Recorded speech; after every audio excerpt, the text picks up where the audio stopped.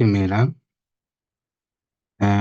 one of the subscribers asked me to go through rent decrease, and this will be example 2, and it's about rent decrease. We are given the pre-adjustment trial balance for the year ended the 28th of February 2022. Our rent income is 12,360. And the rent was received for 11 months. The rent was decreased by 10% on the 30th of June 2021. We need to draw the number line starting from the beginning of the financial year, which will be March 2021, and it will run up to February 2022. And this is our financial year. However, rent decreased on the 30th of June, meaning beginning of July, that's when rent decreased, or end of June. It means that rent was 100% from March, April, May, June. For 4 months, it was 100%. But after that, it was at 90% because it was decreased by 10%. And this rent was only being received for the entire financial year. It was only received for 11 months, meaning that rent for February was not received, which is accrued expense. It falls within, and that rent for February is missing. How do we get it? You will simply have 4x, and then thereafter, it will be x multiplied by 90% and multiplied by its July, August, September. Let me just count. It's July, August, September, October, November, December. How many months will that be?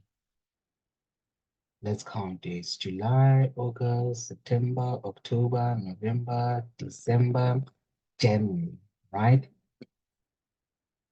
That is 1, 2, 3, 4, 5, 6, 7.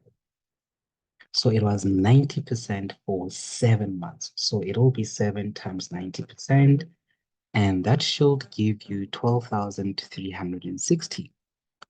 Multiply that 7 with 90%, you will get, let's check how much we get.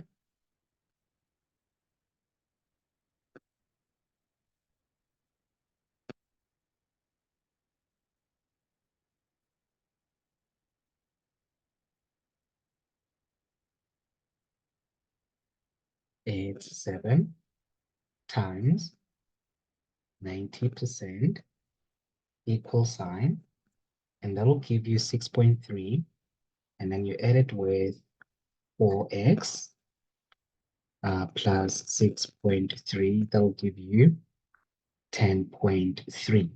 Okay, so we'll have 10.3x, you equate that to 12,360, and then take 12,360 and divide it by 10.3, 12,360 divided by 10.3.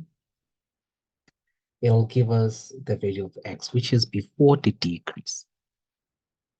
Rent was 1,200 before the decrease, but then it decreased by 10%. And we'll just find 90% of that to find the amount of the decrease. And rent per month after the decrease, it was 1,080. Basically, we are missing 1,080 for February, and that is our accrued expense. Accrued income. And this is another way you could have done it.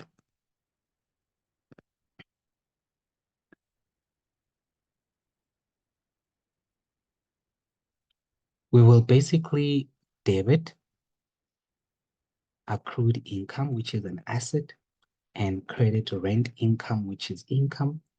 income needs to increase by 1,080, but that 1,080 we have not received it. It's owed to us. And the fact that it's owed to us, it will be recorded in trade and other receivables. When we prepare rent income, it is currently sitting at 12,360. We need to increase it by 1,080, and the balancing figure will take you to profit or loss. And our accrued income is an asset. You create that asset on the debit side. It will be 1,080. It's basically what is owed to us, which will be balance carried down. We'll start the new financial with that accrued income of 1,080. In our rent income in the statement of profit or loss, we will take 12,360 and then add that 1,080. It'll give you 13,440. And that creates also our accrued income, which is in trade and other receivables, because it represents an asset, a current asset that is owed to us, and the amount will be 1,080. That's it.